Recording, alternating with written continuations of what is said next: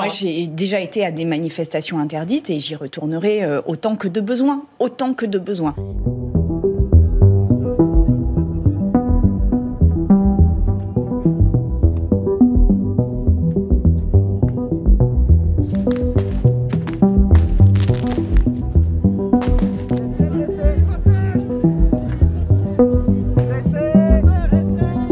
Il était important pour nous d'y être, en tant que parlementaires, à cette manifestation, parce que la cause qui est défendue là-bas est juste.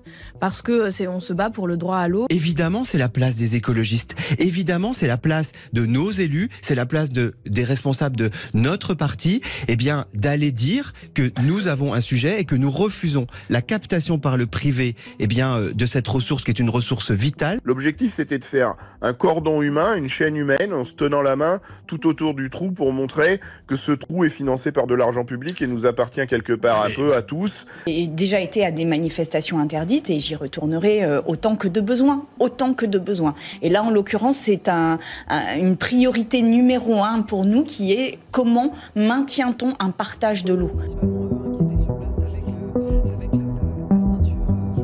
Il est irresponsable lorsque vous avez une manifestation qui est interdite parce qu'on le dit, il y aura des personnes violentes qui ne viennent pas pour la cause écologique, qui n'en ont rien à faire, mais qui viennent là-bas pour taper et attaquer nos institutions, qu'il y ait des représentants de l'institution sur place qui expliquent que le problème c'est les policiers. Ils sont totalement irresponsables parce que vous et moi, vous assistez, si vous compagnonnez, si vous marchez avec des gens qui lancent des cailloux sur les autres, si vous n'êtes pas d'accord avec eux, il n'y a qu'une solution. Soit vous êtes capable de les arrêter, soit vous sortez du cortège.